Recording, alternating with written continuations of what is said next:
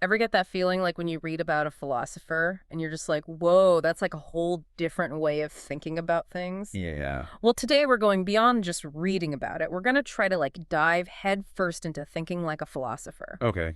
And we're going to do that through this deep dive into the thought of one of the 20th century's most original minds. Sounds good. So, for those of you listening who are all about getting a solid grasp of things without wading through like tons and tons of details, Absolutely. you appreciate those aha moments when things click. Right. Well, this one's for you. We're going to be tracing the philosophical path of John Niemeyer Findlay. Okay. And by the end, hopefully you'll feel like you've kind of taken some of that journey with us. Interesting. So J.N. Findlay, born in South Africa in 1903, Okay. he was a philosopher whose curiosity really spanned the spectrum. I mean, he taught all over the world and tackled everything for the really technical stuff like tense logic and the philosophy of mind to these grand questions about language. And, later in life, Yeah. he developed this really distinctive mystical metaphysics. Interesting. So what really set him apart was this ability to bring this really sharp analytical mind to bear on such a diverse range of topics. I see. So to really get into the nitty-gritty of Findlay's thought, we've been primarily focusing on the entry about him in the Stanford Encyclopedia of Philosophy. It's like this amazing resource. It pulls together all the key details of his life, his major works, and the core ideas that kind of drove his intellectual development. Cool. So what we're going to do today is extract the most important threads of his philosophical evolution. We want to see how his thinking developed, Okay. how he grappled with the big debates of his time, Yeah. and uncover some of the really intriguing and maybe even surprising insights that he had. I'm ready. Let's go. Okay, so let's start at the beginning. Okay. What were the early influences that kind of set him on this path? Where did it all begin? It all started in Pretoria, South Africa in 1903. And even his family background hints at, a certain intellectual independence. Totally. He had a diverse European heritage, Uh-huh. and his family had connections to some pretty notable figures. Like who? Well, for instance, his great-uncle was the poet Eugene Marais, Okay. a really key figure in Afrikaans literature. Oh, wow. His father was this advisor to the government on legal issues. Interesting. And he even had cousins like a Cape Prime Minister Wow. and the famous Brazilian architect Oscar Niemeyer. Yeah. So it sounds like, a family where intellectual curiosity was encouraged and maybe even a bit of a nonconformist streak. Yeah, I can see that. Yeah. That kind of background being connected to, but maybe slightly outside these main cultural and intellectual currents Yeah. can sometimes lead to a greater willingness to kind of question established ideas. Right. It's like you have that freedom to think differently. Absolutely. And it definitely seems to align with how Findlay was described as someone who swam constantly against the philosophical mainstream. Huh. Interesting. And here's a really interesting early sign of his unique perspective. Okay. At the age of 7, he became a vegetarian. Oh, wow. Now, the reasons are pretty telling. Okay. It wasn't just about animal suffering, which is, a common motivation. Right. He actually believed that animals are conscious, and that consciousness alone gave them a moral standing. That's really interesting for a 7-year-old to be thinking about. I know, it's fascinating, right? And it's funny because this is a guy who, later on apparently quite enjoyed his roast beef. Oh, really? Yeah, so there's a bit of a, Yeah. contradiction there. But yeah, that early conviction about animal consciousness Right. is a fascinating point. Yeah. And I think it suggests, a mind that was already considering the inner lives of beings beyond just humans, Yeah. which could have paved the way for his later explorations into the nature of mentality more broadly. I see that. Yeah, and there's more to the story. He also developed this early fascination with theosophy, with the writings of Madame Blavatsky, Yeah. and with Eastern religions like Buddhism and Hinduism. Oh, wow. So quite a mix. Yeah, and this was, quite different from the traditional Christian upbringing that he had. Right. But this lifelong interest in Eastern thought clearly played a role in his later metaphysical work, particularly in his well-known critique of monotheism in his article, Can God's Existence Be Disproved? Oh, yeah. That's a classic. Yeah, you can really see how these early fascinations with alternative ways of thinking Right. really shaped his later philosophical direction. Yeah, that early exposure can really stay with you. Exactly. And then in terms of his first encounters with Western philosophy, Yeah. those came through Bergson and Hegel. Okay. And interestingly, Hegel's idea of an all-encompassing immanent absolute Mhm. actually displaced his teenage interest in Upanishadic mysticism for a time. Oh, wow. So he was drawn to that grand scale of thought. Yeah, it seems like he was constantly engaging with different viewpoints, even as a young man. Yeah, always exploring. Exactly. So from South Africa, Findlay then won a prestigious Rhodes Scholarship to Oxford. Wow. And there, his main focus was on Plato. Okay. And he even developed a hypothesis about Plato's unwritten doctrines, Interesting. which shows his early commitment to really deep historical philosophical inquiry, like trying to uncover these hidden layers in the thought of major figures. Yeah, going beyond the surface level. Exactly. And this was quite a while before this whole idea of Plato's, ungeschriebene Lehre Right. really gained traction in German scholarship. So Findlay was kind of onto something quite early on. Yeah, he was ahead of the curve. Absolutely. But then, during his third year at Oxford, he encountered the work of Russell Wittgenstein and the New Realism. Oh, wow. And this put him somewhat at odds with the prevailing Oxford idealism of the time, Yeah. which held that reality is fundamentally mental. Right. Findlay was kind of drawn to this more realist perspective. And his admiration for Russell, who apparently wasn't universally admired at Oxford. Oh, really? Yeah, one Don even called him a criminal. Wow. Yeah, but that really underscores Findlay's independent spirit and willingness to go against the established views. Yeah, he clearly wasn't afraid to challenge the status quo. It certainly is. So Yeah. after Oxford, he spent some time lecturing in South Africa and New Zealand. Okay. And this period has been described as like an extended Wanderjahr. A period of travel and learning. Exactly. And it was in New Zealand that he met his wife and started a family. Oh, wow. But his intellectual development took a really significant leap forward during an academic leave in Germany in 1929 and 1930. Okay, what happened there?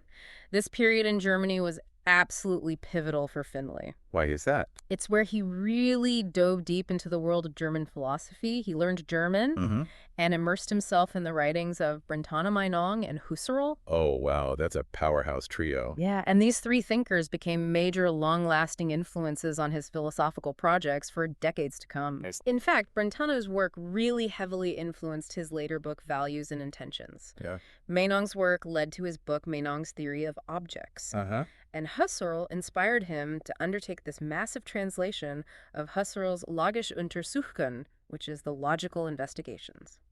Wow, so he took on some really huge projects. Yeah, the sheer scale of these projects unfolding over many years really demonstrates his deep engagement with this phenomenological tradition and his commitment to really exploring these complex ideas thoroughly. It's impressive. Now let's delve into Meinong's theory of objects a bit. Okay. This book, published in 1933, became a key reference point on Meinong for the English-speaking world for quite some time. I see.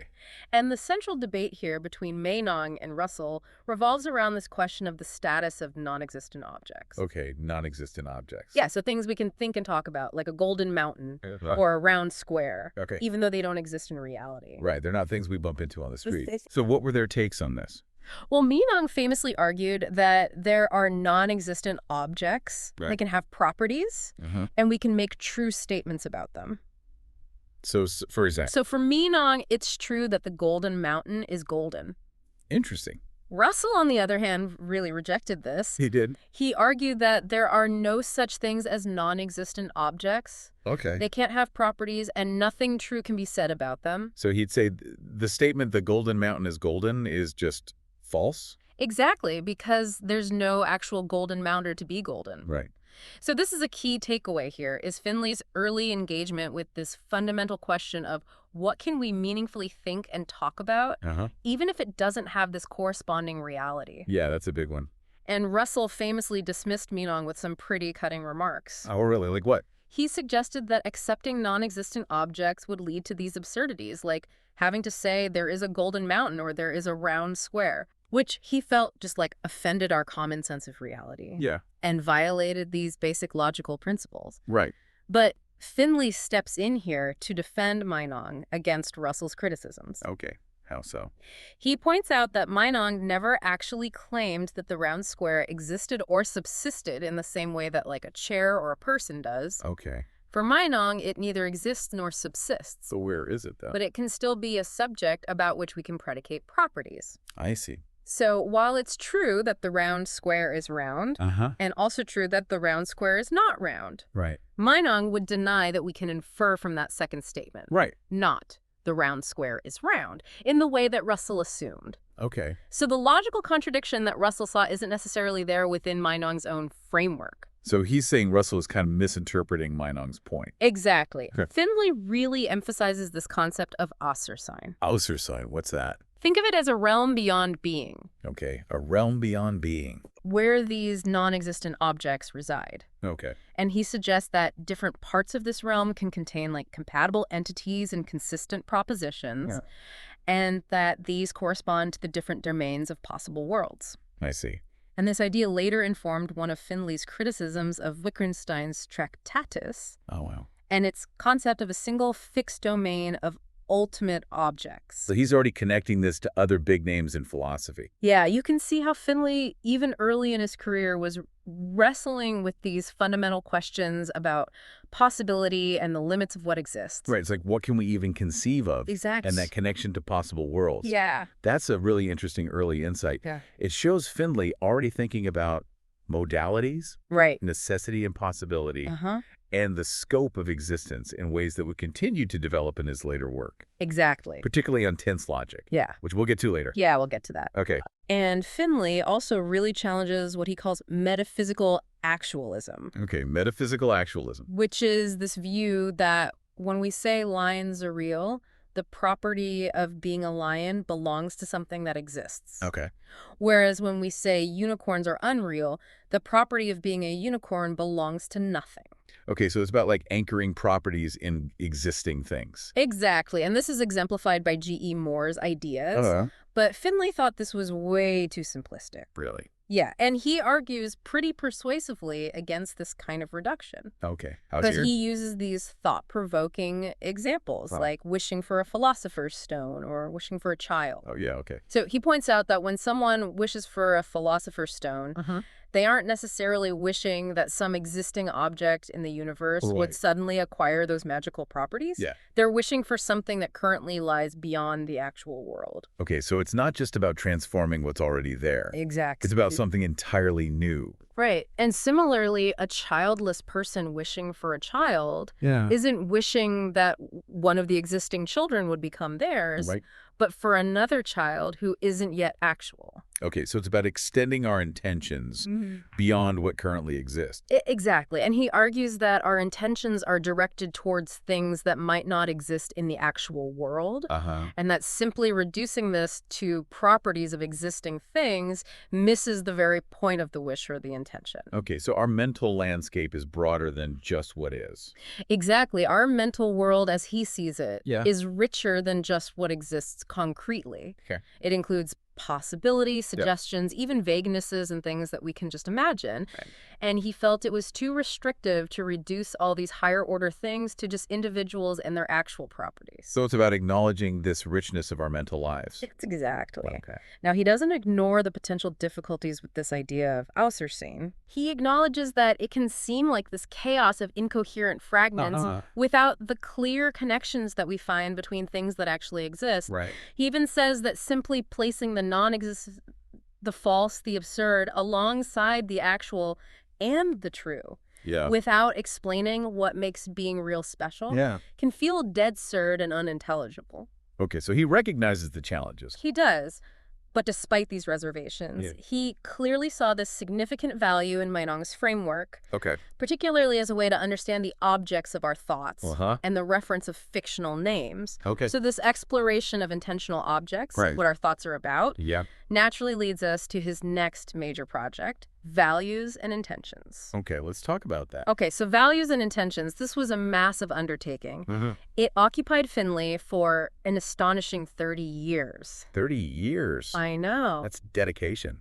Yeah, this book was this incredibly ambitious attempt to blend the phenomenological tradition, stemming from Brentano, Yes. with ideas from analytical psychology and even early empirical psychology. Wow, so he's really bringing together different schools of thought. Yeah, he aimed to bring together philosophy of mind and moral philosophy. Okay. And he kind of took Hume's treatise as this organizational blueprint, Okay. but fundamentally disagreed with Hume's idea that our experience is just this stream of fleeting sensory impressions. Right. So he had his own take on how these things fit together. Huh. And what's really striking about values and intentions is its heavy reliance on introspection. Introspection. Yeah, looking inward at our own mental states Right. as a primary method. Okay. And by the 1930s, introspection was largely out of favor in mainstream philosophy and psychology. Yeah, I can see why it might seem a bit unreliable. Exactly. But Findlay was well aware of the skepticism, Uh-huh. and he even defended his use of introspection in a separate article. Oh, really? Yeah, he essentially argued that thinkers like Wittgenstein had kind of painted our inner life as barren, whereas for Findlay, it was this rich and complex realm of phenomena. So he's saying there's a lot more going on inside than people give credit for. Exactly. Wow. And he strongly agreed with Brentano's central idea that intentionality is this defining characteristic of the mental. Intentionality. Yeah, that all mental states are directed towards an object. Right. So every thought has to be about something. Exactly. Okay. But then his explanation kind of takes this Husserlian turn, All right. exploring how these intentional objects can be present to our consciousness Mm-hmm. with varying degrees of clarity and completeness. I see. So he uses this example of a church facade. Okay. You might see the whole front of the church, Mm-hmm. but only have this vague sense of the details. Oh, yeah. Or similarly, when we think of someone like Jeremiah, Yeah. the actual person isn't present, Right. but our thought is directed towards him. Yeah. So this illustrates the distinction between what's actually present to our minds Uh-huh. and what's only potentially or facultatively present. Okay, so it's about the different ways these objects can be in our minds. Exactly. Now, this concept of intentionality, Yeah, it seems really central for Findlay. it is. For every thought, there's an object of that thought. Right. Now, some philosophers like Pryor have offered these counterexamples. Okay. Like, I am thinking of nothing. Right. But Findlay might argue that those statements, if they're really true, Yeah. could just indicate like a momentary lapse of consciousness, Okay. rather than a genuine thought directed at absolutely nothing. Right. It's like, are you truly thinking, or is your mind just kind of blank for a second? Yeah, exactly. A more significant challenge, though, is the existence of these mental phenomena that don't seem to be about anything in particular, Like with pain. or the raw feel of a color, what philosophers call qualia. Right. And here, Findlay makes this surprising move towards what he terms his depressed materialism. Depressed materialism. Yeah, he identifies these with bodily conditions. Oh. He argues that these purely qualitative feelings detached from any sensible object Yeah. are really just abstract aspects of our physical state. Okay. And to locate them solely in the mind is kind of a category mistake. So he's saying pain is more about the body than the mind. In a way, yeah. And he even suggests that our natural aversion to pain Uh-huh. isn't inherently understandable in isolation, Okay. but makes more sense when seen in this context of bodily purpose. I see. And this view actually finds some support in conditions like pain agnosia, Pain agnosia. where people can feel pain, Yeah. but don't experience the usual aversion to it. Right, so they can feel it, but it doesn't bother them in the same way. Exactly. So this depressed materialism, Yeah. it's certainly an unexpected position Yeah. for someone so deeply immersed in phenomenology, Yeah. which usually really emphasizes the subjective experience. Right. It really highlights Findlay's commitment Hmm. to grappling with these difficult philosophical problems Oh. and finding solutions, even if they seem to go against the grain of his other views. Exactly. He's not afraid to go against the grain. Right. Now, when he turns to ethics and values and intentions, Okay. Findlay's starting point is this fundamental difference between believing something is true Uh-huh. and wishing it were true. Right. There's a big difference there. Yeah. He argues that if we believe something, we can only wish it were otherwise. Right. And vice versa. Yeah. So wishes then are directed at changing the existence of things or the truth of propositions. Okay. And this, for him, is the very foundation of ethics. Interesting. So ethics is rooted in our desires for the world to be different. Exactly. Okay. And this leads him to develop this broadly teleological ethical system, Teleological ethical system meaning what? where the good is prior to the right, Okay. because the good is what we ultimately wish for. I see. However, he rejects a simplistic one-dimensional view of the good, Okay. as well as the idea of simply maximizing some single quantity like pleasure or happiness. Right. He's not just a straightforward utilitarian. Exactly. Instead, he leans toward the form of ideal utilitarianism. Ideal utilitarianism. Yeah, influenced by thinkers like Rashdall and Moore, Okay. which is critical of these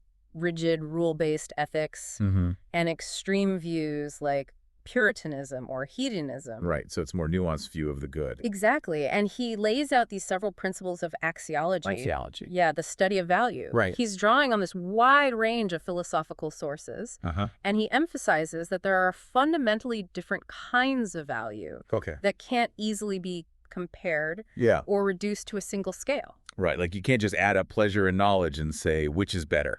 Exactly. Okay. And he also stresses this close connection between value and feeling, Mm-hmm. while also arguing that values that claim some kind of objective validity Right. can't be dismissed as just mere subjective feeling. I see, so there's a balance there. Exactly. So what would you say is like the most distinctive part of his ethical theory?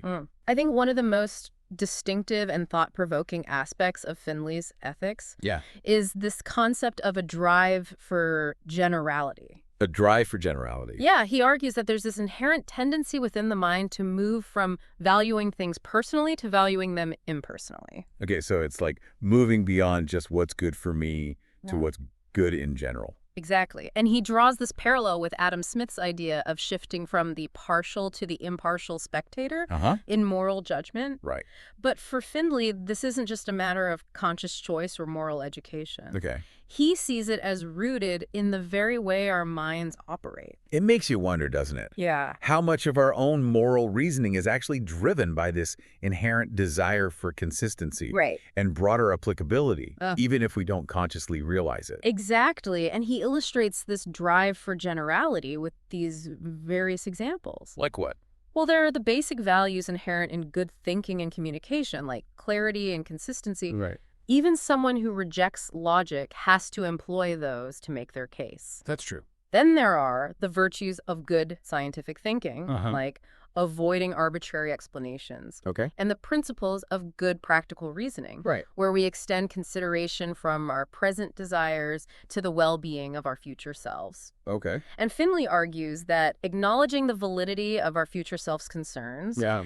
is a natural stepping stone towards acknowledging the concerns of others. It's like expanding the circle of who we care about. Exactly. And this drive towards generality, he contends, Yeah. ultimately leads us to value impersonal goods. Okay. And surprisingly, he argues that justice in relation to these impersonal goods actually requires the recognition of person. Like persons. Yeah, of subjective selves. Okay. And he approaches the problem of other minds. Like- You know how we know that other people have thoughts and feelings? Yeah, that's classic philosophical problem. Yeah. He approaches this by applying this phenomenological concept of seeing as to social interactions. Okay. So we perceive certain behaviors as intentional, Mhm. and we infer the underlying mental states. Okay, so it's about how we interpret those outward signs. Exactly. And this is significant because it kind of anticipates some of Strawson's later work on reactive attitudes. I see.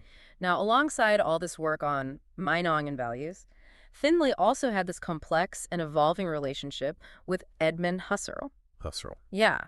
He famously called Husserl the greatest philosopher of the 20th century. Oh, high praise. Yeah, but he also fundamentally disagreed with much of Husserl's work after 1912. Oh, really? Yeah, particularly Husserl's increasing turn towards idealism. Idealism. The view that reality is in some way dependent on the mind, Right. which Findlay, as a realist, Yeah, didn't agree with. that's a pretty big difference of opinion. Yeah, and this is a really interesting tension in Findlay's intellectual life Ah. because he was a committed realist, Right. believing that the world exists independently of our minds. Mm. So Husserl's shift towards idealism in his Ideen was a point of fundamental disagreement for Findlay.